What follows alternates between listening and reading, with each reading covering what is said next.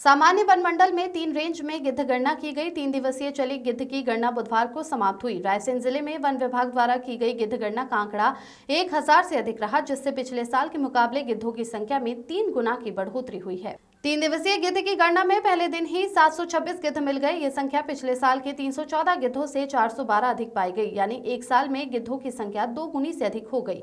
इतना ही नहीं, गिद्ध गणना के दौरान एक ही जगह पर 380 गिद्ध भी मिले हैं।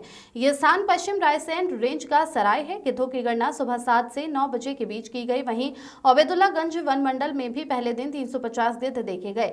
सुबह से ही तय स्थानों पर वनकर्मी पहुंच गए थे, जिन्होंने गिद्धों की गणना की। साथ ही उनके फोटो और वीडियो भी लिए गए, ताकि यहां पाए जाने वाले गिद्धों से उनका मिलान किया जा सके। वन विभाग के उप वन मंडल अधिकारी सुधीर पटले ने बताया कि संपूर्ण प्रदेश में 3 दिवसीय गिद्धों की गणन का कार्य किया जा रहा है। इसी क्रम में रायसेन जिले में भी गिद्धों की गणना हुई। पिछले वर्षों के मुकाबले इस वर्ष गणना काफी उत्साहवर्धक रहा, जिसमें गिद्धों की संख्या में काफी इजाफा हुआ है। उन्होंने बताया कि प्राकृतिक सफाई कर्मी गिद्ध को कहा जाता है, जो पर्यावरण के लिए बहुत जरूरी है।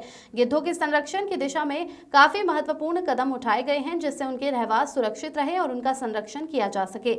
उन्होंने बताया कि 3 दिवसीय गिद्धों की गणना में 1000 से अधिक गिद्ध पाए गए।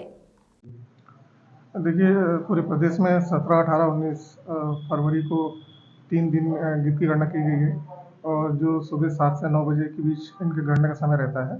तो इस बार जो हमारे पास जो गिनती आई है, ये काफ़ी उत्साहवर्धक है हमारे लिए। पिछले साल जो हमारा जो मैक्सिमम फिगर था 314 था, और इस बार जो हमारा मैक्सिमम फिगर जो कल का है वो 949 है। और आज का जो डेटा कंपाइल नहीं हो पाया है, और हमारा ये विश्वास है कि आज की जो संख्या है वो कल की संख्या को टच कर जाएगी। सर, पूरी प्रक्रिया का क्या उद्देश्य रहता है गिद्धों की गणना करने का? देखिए, जैसे आपको मालूम है कि गिद्ध जो है वो नेचुरल जो है प्रकृति को सफाई कर्मी कहे जाते हैं। तो इनकी इस विशेषता के कारण जो है हम लोग इनकी जो संख्या है इसके काउंटिंग करते हैं। और हमारे यहाँ पे लॉन्ग बिल्ड, वाइट रम्ड और यूरेशियन, इजिप्शियन, हिमालयन और सिनेरियन, ये प्रजाति हमारे यहाँ मुख्यतः पाई जाती है। सर, संरक्षण की दिशा में कुछ काम कर रहा है वन विभाग? संरक्षण की दिशा में सबसे पहले तो हम इनका जो हैबिटाट है, इनका जो रहवास स्थल है, हम इसकी सुरक्षा और इनका जो बाहरी डिस्टर्बेंस है इसको हम फ्री रखने का प्रयास करते हैं। इसके अलावा हमने अपने स्टाफ को बेहतर तरीके से प्रशिक्षित किया है, ताकि ये गिनती बेहतर तरीके से कर सकें। इसके अलावा एक अभी नया कॉन्सेप्ट आया है कि वल्चर रेस्टोरेंट। इसमें हम वल्चर के जो फीडिंग और जो रोस्टिंग साइट है, इसके इम्प्रूवमेंट के लिए हम काफ़ी प्रयास कर रहे हैं। सर, गणना का क्या समय रहता था और कितनी टीम लगी थी? हमारे यहाँ गणना का समय 7 से 9, जैसा मैंने पहले बताया, और हमारे यहाँ 16 से 17 विशेष टीम इसका कार्य हेतु लगाए गए हैं।